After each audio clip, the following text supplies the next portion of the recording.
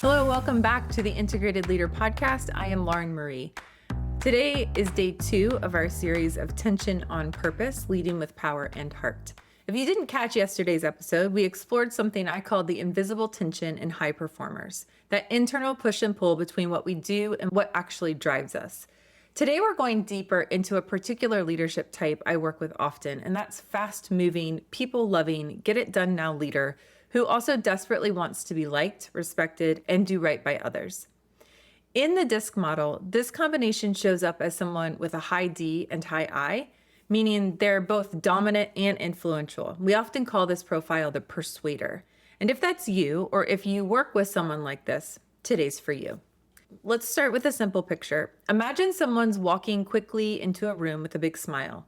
Direct words and strong sense of urgency. They're magnetic, charismatic. People listen to them. They speak with conviction. They act decisively. They bring the energy.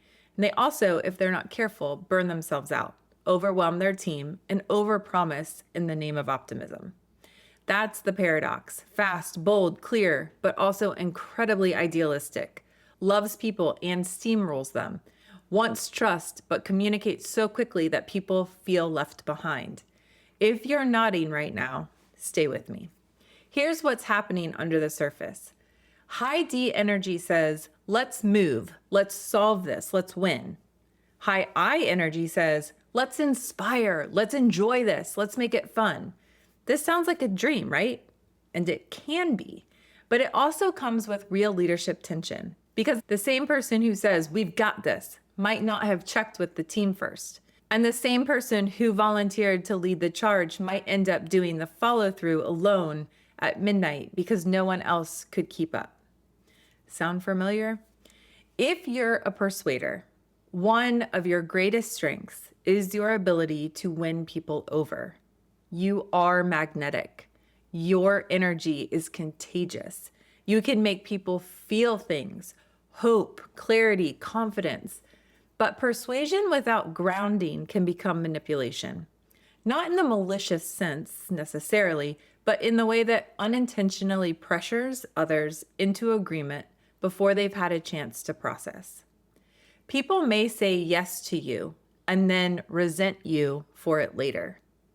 They might admire your passion, but feel exhausted by your pace. It's hard to hear, but it is true. And if you're not careful, you can start to believe that your energy is the only one that works, that slowing down, asking more questions, or being quieter would make you less effective. But that's not leadership. That's self-preservation disguised as momentum. So what do we do with all of this? We learn to pace ourselves and to pace the people we lead. We start noticing when we're turning the volume up on our charm or our drive, and ask, is this needed right now? We take responsibility for the energy we bring into the room, not just the results we want to get out of it. Here are 3 practices that can help you lead with more integration if you are a persuader. Make space after the pitch. You are persuasive, and that's a gift. But remember to ask, what questions does this raise for you? Instead of, what do you think? People often need permission to disagree with you, so give it to them.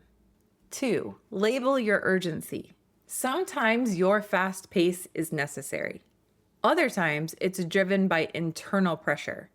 Try saying out loud, I feel a sense of urgency about this, but I'm open to talking through timing. That transparency builds trust.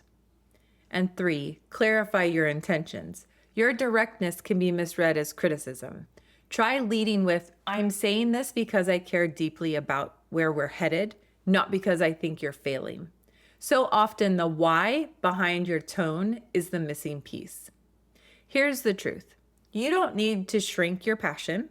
You don't need to pretend to be slow and methodical if you're not. But you do need to slow your delivery just enough to be sure people are with you and not just nodding politely while drowning underneath your momentum. Integrated leadership isn't about dialing back your strength. It's about pairing it with awareness and kindness. Before we wrap up, here's your reflection question for today. Where in your leadership are you moving so fast that people can't keep up? And what would it look like to slow down just 10% for the sake of connection? You don't need to overhaul your whole personality, but you might need to stretch just a little to make sure your people feel seen, not just led.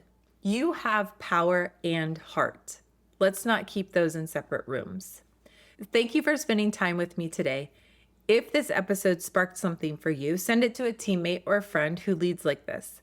Sometimes hearing ourselves described with compassion gives us permission to change without shame. Tomorrow we'll talk about the trap of perfectionism, especially for leaders who are driven to service and high standards. It's called Why Your Standards Might Be Sabotaging You. And I promise you're not alone. Until then, I'm Lauren Marie, and this is the Integrated Leader Podcast.